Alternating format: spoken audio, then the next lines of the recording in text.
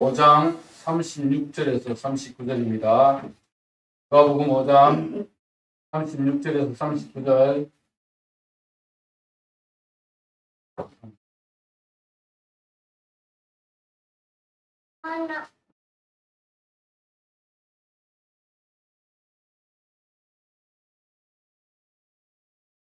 누가복음 5장 36절에서 39절 한 절씩 교독을 하겠습니다. 36절을 제가 먼저 읽습니다. 또 비유하여 이르시되 새 옷에서 한 조각을 찢어 낡은 옷에 붙이는 자가 없나니 만일 그렇게 하면 새 옷을 찢을 뿐이요 또 새 옷에서 찢은 조각이 낡은 것에 어울리지 아니하리라. 내 포도주를 낡은 가죽에 넣은 자가 만일 그렇게 하면 포도주가 때를 붙여야 포도주가 새 포도주는 새 부대에 넣어야 할 것이니라. 묵은 포도주를 마시고 새 것들을 원하는 자 이는 묵은 포도주다. 네, 오늘 말씀의 제목은 새 포도주는 새 부대에 넣어야 할 것이니라. 이런 말씀의 제목입니다. 2023년 한 해가 저물고 2024년 새해가 밝았습니다. 우리에게 어김없이 새해를 허락하신 하나님께 감사를 드립니다. 올해는 우리 미남교회에 하나님의 은혜가 더욱 풍성하게 될 줄 믿습니다. 아멘. 예, 아멘. 믿음대로 될 것입니다. 아멘. 아멘. 올해는 회복을 넘어 부흥으로라는 표어로 한 해를 살아가려고 합니다. 하나님이 부흥을 주시기 원하시는데 우리의 그릇이 준비되어야 할 것입니다. 우리 미남교회는 하나님이 부어주실 은혜를 바라보면서 준비를 하고 있습니다. 그릇을 준비하고 있습니다. 새 가족을 맞이할 준비를 하고 있습니다. 하나님이 부어주시기 시작하면 넘치도록 부어주실 것입니다. 하나님의 은혜를 받기 위해서 우리는 준비를 해두어야 합니다. 준비가 되지 않으면 은혜를 다 쏟아버릴 것이기 때문에 준비를 해두어야 합니다. 엘리사 시대 때에 이런 일이 있었습니다. 선지자의 생도, 요즘으로 치면 신학생이, 선지자의 수업을 받는 신학생이 결혼을 해서 살고 있었는데 그냥 그 선지자의 생도 신학생이 죽었습니다. 죽고 나니까 아내와 자녀들만 남았습니다. 그런데 이 선지자의 생도가 신학생이 빚이 많았던 것 같아요. 그래서 빚쟁이가 찾아와서 그 과부에게 만일 빚을 갚지 않으면 너희 두 아들을 데려다가 내가 노예로 팔아버리겠다라고 이야기를 했습니다. 그러니까 이 신학생의 그 부인, 과부가 할 수 있는 일이 없지 않습니까? 그래서 엘리사 선생님을 찾아갔습니다. 그 신학생이 스승이었습니다. 찾아갔습니다. 그리고 자초지종을 이야기했습니다. 이야기했더니 엘리사 선지자가 이 과부에게 뭐라고 했느냐면 너희 집에 무엇이 있느냐 물었습니다. 그러니까 이 과부가 우리 집에는 기름 한 병 외에는 아무것도 없습니다 라고 이야기를 합니다. 그랬더니 엘리사 선지자가 그 과부에게 너희는 가서 그릇을 빌리라. 빌리되 조금 빌리지 말고 많이 빌리라고 이야기를 합니다. 그리고 그 그릇에다가 기름을 부어라 라고 이야기를 했습니다. 그래서 이 과부와 두 아들은 가서 요새 그릇을 많이 빌려왔습니다. 빌려와서 이제 기름을 붓기 시작하는데 기름을 붓고 그릇을 옮겨놓고 기름을 붓고 그릇을 옮겨놓고 그래도 기름이 끝이지 않고 계속 나왔습니다. 그래서 그 과부가 아들들에게 그릇을 더 가져오너라 했는데 이제 그릇이 더 없습니다 라고 하니까 그제야 그 병에 기름이 그쳤습니다. 엘리사 선지자가 그 과부에게 이 기름을 팔았어. 너희 빚을 갚고 너희 자녀와 너가 생활을 해라. 그렇게 말을 했습니다. 여러분, 만일 과부와 두 아들이 더 많은 그릇을 준비했더라면 더 많은 기름을 얻을 수 있었을 것입니다. 믿음의 분량만큼 준비하는 것이고 믿음의 분량만큼 채워지는 것입니다. 우리 미남교회도 새해에는 하나님의 부흥을 꿈꾸며 달려갑니다. 하나님이 채워주실 줄 믿고 믿음의 그릇을 준비해야 합니다. 아멘. 우리가 하나님께 부흥을 허락하여 주옵소서라고 기도는 하면서 아무 준비도 해놓지 않으면 하나님이 부어주시고 싶어도 준비가 안 되어 있으니 받을 수가 없습니다. 지난 3년간 코로나로 교회는 아무 일도 할 수 없었습니다. 국가 정책에 따라서 예배마저 통제를 받아야 했습니다. 2003년에 들어서서 코로나가 종식이 되고 다시 일상으로 돌아가는 자유를 누릴 수 있었습니다. 코로나가 지난 이후 이제 1년이 지났습니다.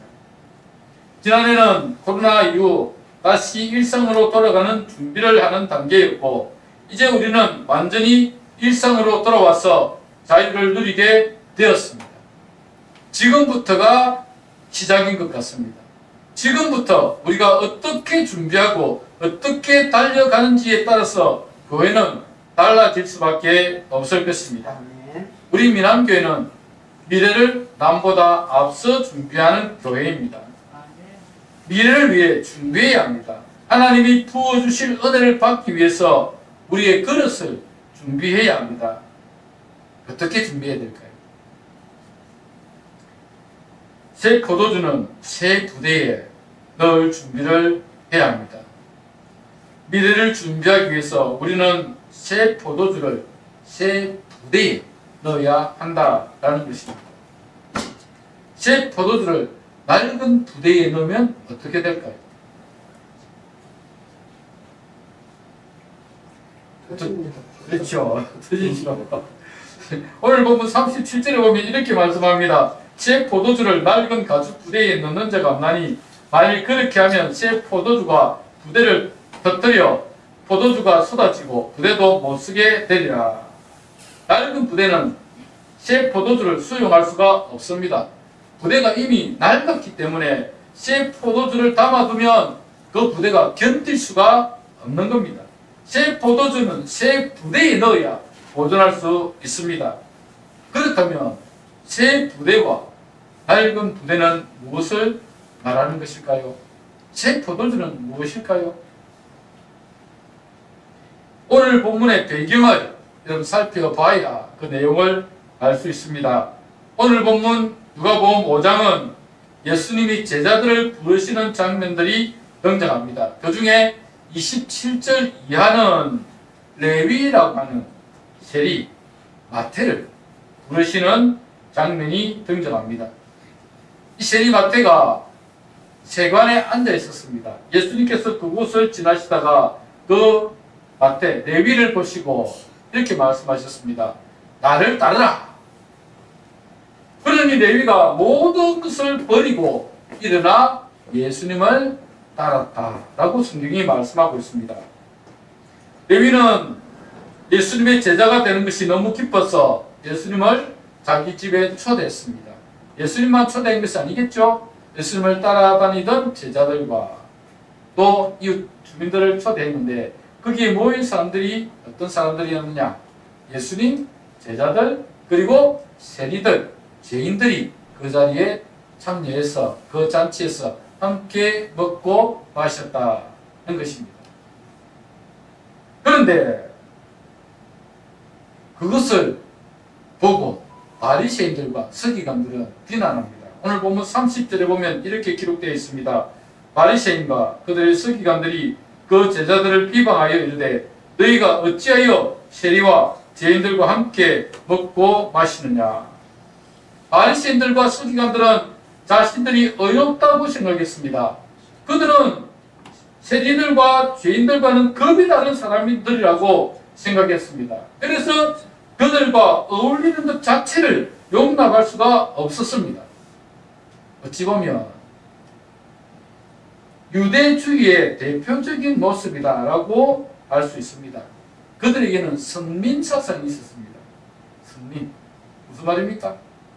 하나님께 선택받은 민족이다. 하나님이 아브라함을 부르시고 그 아브라함의 후손으로 태어난 우리는 하나님의 선택받은 선민이다 라고 그렇게 생각하고 있었습니다. 그들에게 있어서 선민사상은 자신들 외에는 하찮은 존재였습니다. 그래서 그들은 세리들과 죄인들 그리고 이방인들과는 상종을 하지 않았습니다. 어쩌면 이것이 유대인들로 죄에 빠지지 않게 하는 방패가 될 수 있었을 것입니다. 우리가 성경이 읽어지네 라는 책을 오후 예배 시간마다 공부를 하고 있지 않습니까? 그곳에서 뭐라고 말합니까? 우리가 세상과 섞이면 안 된다. 섞이지 말고 뭐라고요? 정복해야 한다. 세상과 섞이면 안 되고 세상을 정복해야 한다라고 말씀합니다. 유대인들은 세상과 섞이면 안 된다는 것까지는 잘 실천했습니다. 그래서 세상과는 단절했습니다. 이방인들과는 상종도 하지 않고 죄인들과 세리들과는 말도 섞지 않았습니다. 그러나 세상을 정복해야 한다는 것은 잘 몰랐던 것 같습니다. 예수님은 그들에게 이 사실을 명백하게 알려주고 있습니다. 오늘 보면 31절, 32절에 보면 예수님께서 이렇게 말씀하십니다. 예수께서 대답하여 이르시되 건강한 자에게는 의사가 쓸데없고 병든 자에게라야 쓸데있나니 내가 의인을 부르러 온 것이 아니요 죄인을 불러 회개시키러 왔노라. 예수님은 병든 세상, 죄악된 세상을 치유하고 회복시키기 위해 오셨습니다. 세상에는 더 이상 소망이 없기 때문에 이 세상에 구원의 소망을 주시기 위해 오셨습니다. 죄인들이 회개하고 병든 자가 회복되는 은혜를 주시기 위해 오셨습니다. 바리새인들과 서기관들은 이런 사실을 알 수가 없었습니다. 자신들은 의로운 아브라함의 자손이라고 생각했기 때문에 세리들과 죄인들과 상종해서는 안 된다고 생각하는 것입니다. 그리고 그들은 의로운 생활을 하고 있다고 스스로 자부하고 있었습니다. 그래서 그들은 그들의 관습을 따라 행하지 않는 예수님을 책망합니다. 오늘 본문 33절에 보면 이렇게 기록되어 있습니다.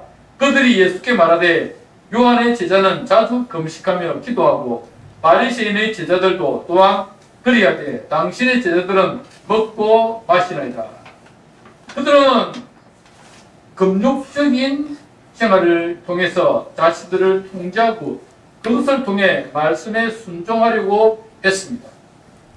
저는 이 방법이 나쁘다고 생각하지 않습니다. 때로는 금식이 필요하고 때로는 금욕적인 생활이 필요합니다. 저도 신학교 시절 때 금식을 여러 차례 했습니다. 한 번은 금식 기도원에 가서 일주일 동안 금식을 했는데 저도 말씀 드렸듯이 죽을 뻔했습니다. 배가 고팠어요. 금요일 좀 되니까 배가 고파가지고 견딜 수가 없었습니다.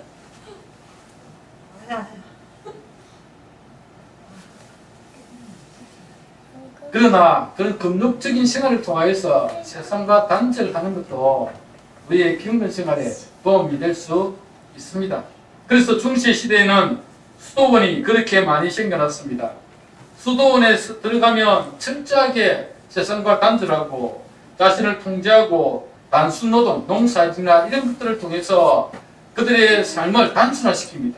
그리고 시간마다 하나님께 나가 기도하고 성경 읽고 필사하고 이런 일들을 했습니다. 그래서 세상과 단절된 것을 통해서 자신을 지켰습니다.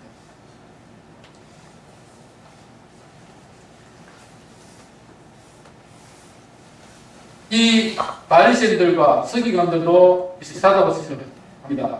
뇌인들도 비슷하다고 생각합니다. 자신을 통제하고 금욕적인 생활을 통하여서 자신들이 세상에 빠지지 않도록 하는 것이죠. 그런데 여기는 단점이 있습니다. 무슨 단점이냐? 교만해지기 시작하는 것입니다. 자신과 다른 사람을 비교하면서 자신처럼 살지 않는 다른 사람을 비판합니다. 나는 이렇게 경건하게 살려고 노력하는데 너는 인간들은 뭐 하는 거지? 라고 하면서 자신과 다른 사람을 비교하며 다른 사람이 그렇게 자신처럼 살지 않는 것에 대해서 비난합니다.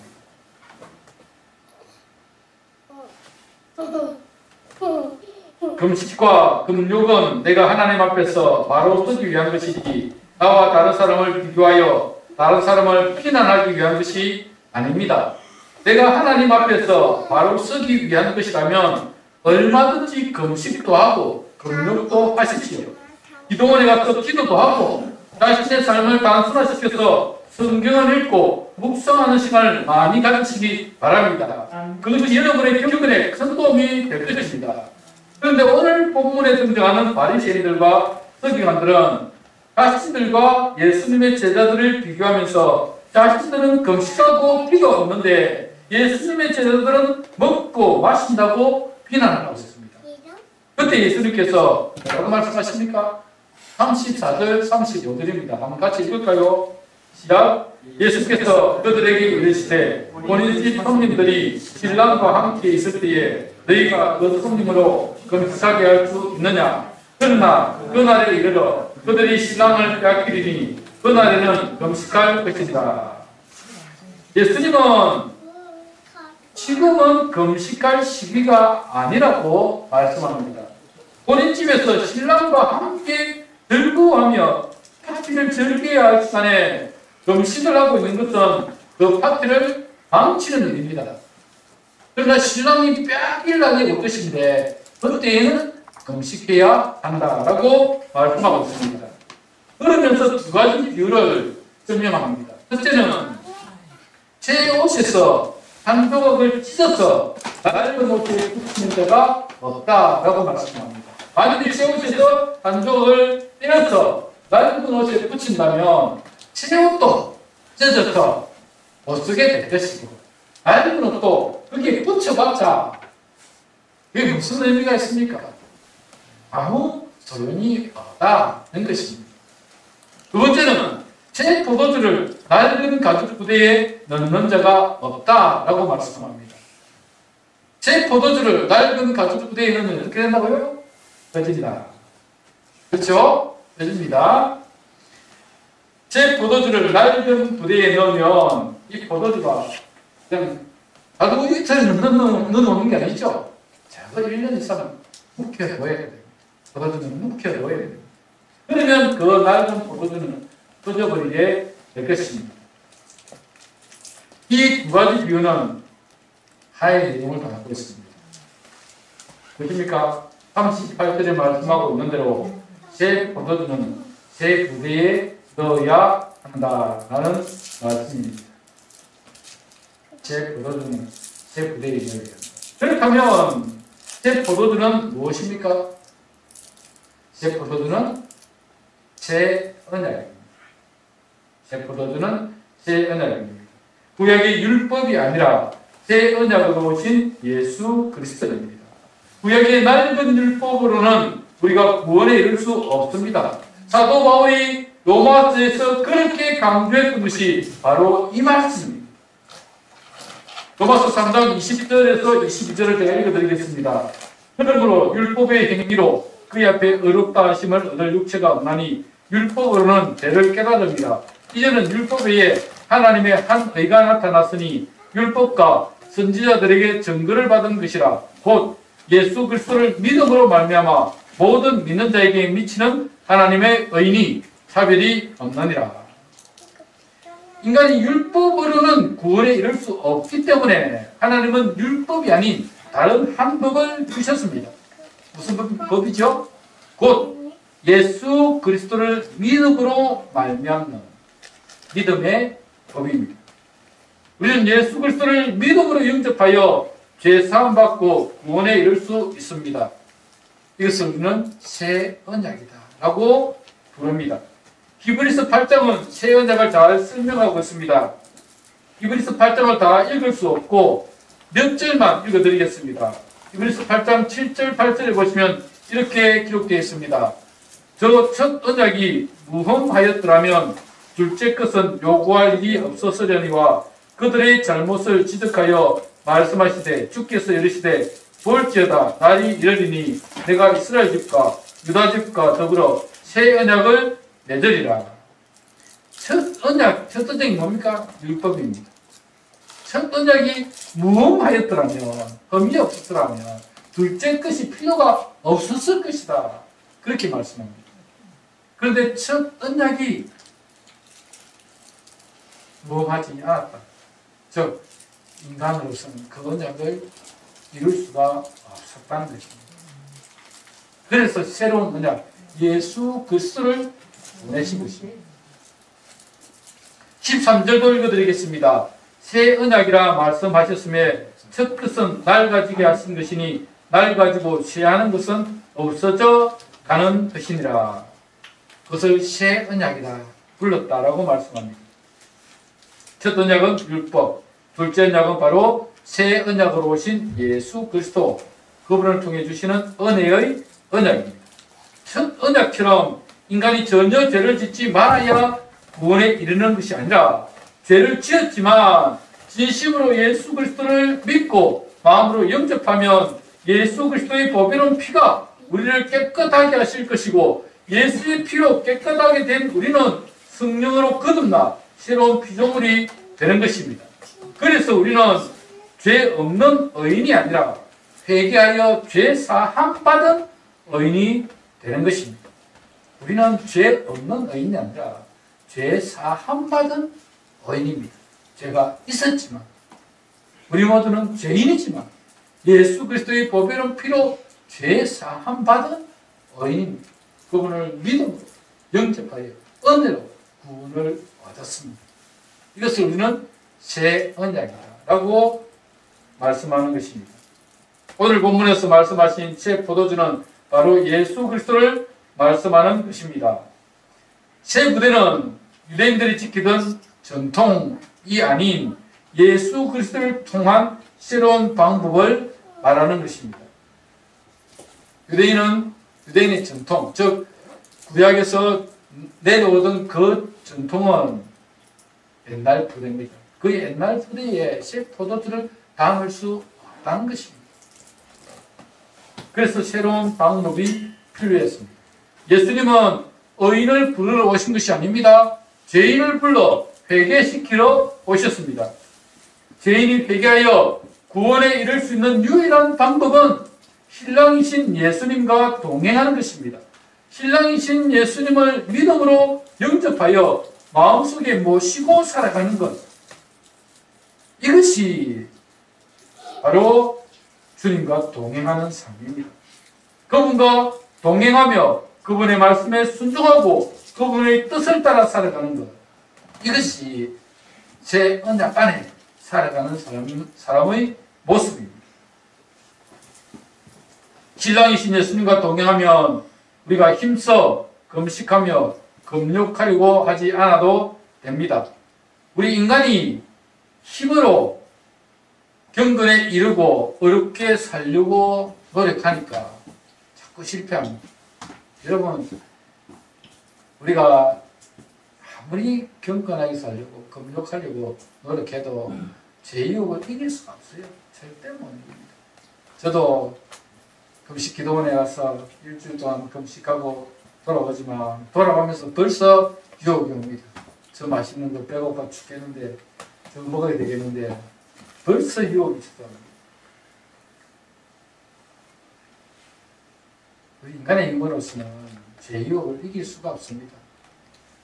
그래서 거듭난 새 사람은 인간의 힘이 아니라 뭐요? 우리 안에 계신 성령님께서 우리를 인도하시는 거예요. 따라 살면 다 내려놓게 되는 것입니다. 제 유혹을 내려놓게 되는 것입니다. 힘쓰고 애쓰고 막 금식하면서 이렇게 하지 않아도 된다는 말이에요. 내 힘으로 그렇게 살려고 노력하지 않아도 됩니다. 성령께서 내 마음에 들어오셔서 나를 새로운 피조물로 바꾸어 주시고 나를 거듭난 새 사람으로 만들어 주셔서 순종의 사람으로 나를 이끌어 가십니다. 그래서 우리는 성령을 내 마음에 모시고 성령을 따라 살려고 노력해 가야 한다는 것입니다. 새 포도주는 새 부대에 넣어야지 새 포도주이신 예수님을 모시고 살아가면서 옛날 방식을 고집하고 금식하고 금욕하며 자신이 스스로 의롭게 살려고 노력하면 실패할 가능성이 높습니다. 내가 아니라 성령님께 맡기십시오. 새 포도주이신 예수님과 동행하십시오. 그러면 새로운 인생을 살아갈 수 있습니다. 올해 2024년은 부흥을 꿈꾸며 나아가려고 합니다.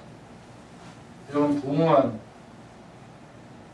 크게 두 가지 의미로 말을 할 수 있습니다. 첫 번째는 우리 영혼이 살아나는 것입니다. 리바이벌이 다시 산다는 것이지 않습니까? 우리 영혼이 살아나는 것입니다. 예수 그리스도를 통해서 우리 영혼이 살아나고 내 안에 계신 성령으로 말미암아서 우리 영혼이 살아나는 부흥의 역사가 일어나요. 이게 첫 번째입니다. 이게 왜 중요하냐면 우리 안에 그런 부흥이 일어나지 않으면 두 번째 부흥, 즉 수적인 성장은 이룰 수가 없습니다. 여러분, 건강한 교회를 공부를 해보면 건강한 교회가 되기 위해서는 머리 대신 예수 그리스도의 말씀에 순종하고 그분을 따라가는, 그분의 말씀에 순종하며 따라가는 성도들이 될 때, 즉 세상의 죄악된 삶을 버리고 정말 우리가 하나님의 자녀로서 마땅한 삶을 살아갈 때 교회는 건강하고, 그렇게 건강한 교회는 자연스럽게 성장하게 되어 있다는 것입니다. 왜냐하면 우리 아이들이 자라면 건강한 아이는 자연스럽게 자랍니다. 그렇지 않습니까? 병이 들어서 안 자라는 것이지 건강하면 자라게 되어 있다는 것입니다. 그래서 우리 교회는 건강한 교회가 돼 예수님이 머리가 되시고 그분을 따라서 우리가 말씀에 순종하고 살아가는 건강한 교회를 만들려고 노력해야 되고, 성도들 안에 서로 사랑하고 교제하는 아름다운 교회로 만들어가려고 노력해야 됩니다. 교회가 건강해야 되고 교회가 행복해야 되고 교회가 즐거워야 그 다음에 수적인 성장이 일어나는 것입니다. 그래서 2024년도에는 완전한 우리 안에 우리 교회, 민안교회가 건강한 교회, 주님 따라 순종하며 살아가는 교회, 성도들이 서로 사랑하고 아름답게 섬기며 정말 행복을 누리며 살아가는 교회를 만드는 것이 첫 번째. 두 번째는 그 건강한 교회 위에 영혼들을 구원하고 영혼들이 우리 민안교회에 와서 함께 말씀을 통해서 회복되고 또 영육 간에 우리가 우리의 삶이 즐거워지고 행복해지는 건강한 삶을 누릴 수 있도록 만들어주는 것. 그것이 우리가 해야 할 일입니다. 2024년 우리가 부흥을 꿈꾸며 나아갈 때 우리 교회 안에도 이런 아름다운 부흥의 역사, 다시 살아나는 역사, 회복되는 역사, 즐거움과 기쁨이 넘치는 우리 민안교회를 만들어감과 동시에 또 열심히 복음 전하며 생명 살리고 영혼 구원하는 이 일도 함께 나가야 할 것입니다. 그러기 위해서는 새 포도주는 새 부대에 넣어야 예수님을 모시고 살아가야 합니다. 예수님께서 우리 안에 들어오셔서 내 안에 계신 성령님께서 우리의 삶을 인도하시도록 우리의 마음을 내어드려야 됩니다. 그분을 순종하며 그분의 뜻을 따라 살아가도록 노력해야 할 것입니다. 우리가 힘쓰고 애쓰고 금욕하고 금식하고 그것도 중요한 방법이긴 하지만 그렇게 하기는 우리가 너무 힘듭니다. 제가 금식기도 원 다녀오고부터는 잘 금식을 안 합니다. 너무 배가 고파서. 여러분, 그렇습니다. 우리가 우리의 힘으로 자꾸 그렇게 경건하게 살려고 힘을 쓰면 참 힘들 수밖에 없습니다. 그러나 성령께서 우리의 삶 가운데 함께 하시고 성령께서 우리를 인도하시면 우리가 말씀 따라 순종하는 삶이 훨씬 쉬워지는 것입니다. 문제는 우리가 그렇게 성령의 인도를 따라서 하나님 앞에서 경건하고 깨끗하고 바르고 또 말씀에 순종하며 사랑하며 섬기는 그런 교회로 세워져야 할 것입니다. 두 번째로는 우리가 열심히 구원을 하며 생명 살려서 그래서 우리 명함에 진정한 부흥이 일어나는 부흥의 역사를 보게 되는 2024년이 되었으면 좋겠습니다. 사랑하는 여러분, 이제 2024년을 맞이하면서 제 포도주인 예수님을 모시고 예수님과 동행함으로 예수님이 주시는 은혜를 누렸으면 좋겠습니다. 예수님이 주시는 은혜는 그 속에서 샘물처럼 솟아나서 우리 안에 기쁨이 넘치게 하실 것입니다. 예수님과 동행함으로 진정한 부흥을 기억하는 저와 여러분이 되기를 바라고 이 일들을 통해서 우리의 많은 문제도 구원해서 우리 남교회가 진정한 부흥을 이루는 올 2024년 새해가 되기를 주님의 이름으로 축복합니다. 말씀을 기억하면서 함께 기도하도록 하겠습니다. 기도할 때 하나님 우리가 이 땅을 살아가는 동안에 정말 그렇게 우리 자신부터 먼저 주님 안에서 새롭게 살아나고 회복되는 부흥을 경험하는 은혜가 있게 하시고 예수님을 모시고 그분의 말씀에 순종하며 살아가는 우리의 삶이 되게 하여 주옵소서. 그래서 우리 미남교회가 올해 정말 부흥을 이루는 그런 은혜가 있게 하여 주옵소서. 다 같이 한번 통성으로 기도하도록 하겠습니다.